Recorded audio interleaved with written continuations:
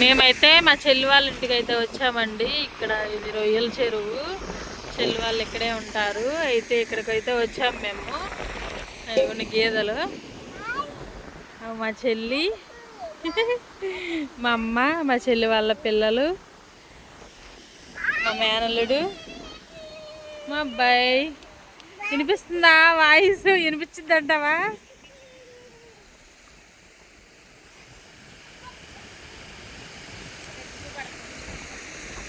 అసలు వాతావరణం ఉందండి సూపర్. అసలు భలే చల్లగా ఉంది. ఎండ అయితే అసలు ఎండే తెలియట్లేదు మాకైతే. చల్లని చెట్టు కింద అయితే కూర్చున్నాం. భలే చల్లని వాతావరణం. ఇలా చెట్టు కింద వచ్చి అయితే కూర్చున్నాం మేము. అది కనపడే ఇల్లు మా చెల్లి వాళ్ళు ఉంటారు. హాయ్ అండి, మా చెల్లి వాళ్ళ ఇంటికి అయితే వచ్చాము. చూసేయండి, అందుకే చూపిస్తున్నాను ఇదంతా మీకైతే. భలే ఉంది అసలు. వాతావరణం చల్లగా ఉంది.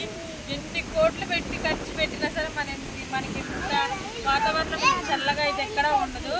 ఏసీలు ఎందుకంటే ఏసీలు దేనికి పనికిరావు నాకు తెలిసి. అయితే అంత చల్లగా ఉంది వాతావరణం అసలు. బాగుంది, అంత బాగుంది వాతావరణం. ఇది ఎక్కడ పుట్టగుంట దగ్గర అండి. ఇది మా చెల్లి వాళ్ళ లొకేషన్. ఇది పుట్టగుంట దగ్గర. అది అమ్మాయి అడిగింది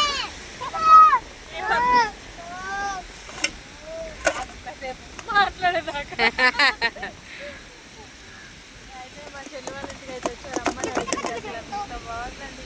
మా అయితే వదల బుద్ధి కావట్లేదు. ఇక్కడైతే వండుకోవాలని చెప్పి అంత బాగుంది వాతావరణం. అసలు మీరే చూడండి, ఆ గాలి ఆకులు ఎలా మీకే అయితే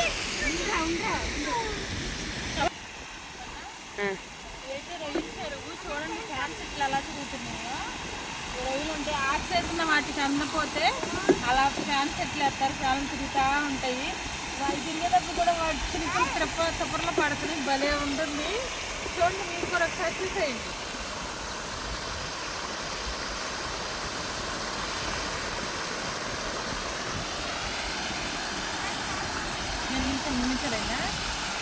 ఇవ్వండి గేదెలు. ఇవైతే సూడివి. ఒకటే పాలిస్తుంది, ఒకటైతే సూడిది. అది గేదెల పాక. ఇంట్లో కూడా 3 గేదెలు అయితే ఉన్నాయి. అవి సూడియే. సూడి పాలు చెయ్యి ఉన్నాయి, సూడియే ఉన్నాయి.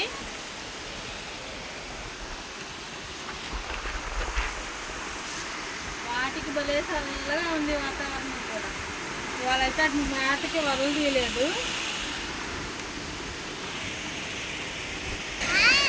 నేను నచ్చి చెప్తాను.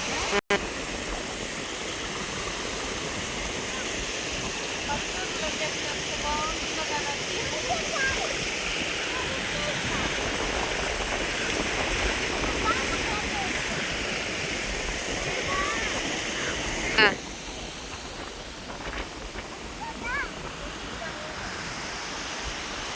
పెట్టే.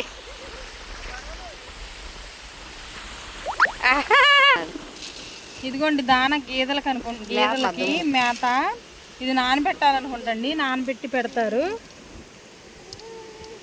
గేదెలకి దాన. అది ఇది నానబెట్టాలి. నానబెట్టి అయితే పెడతారు.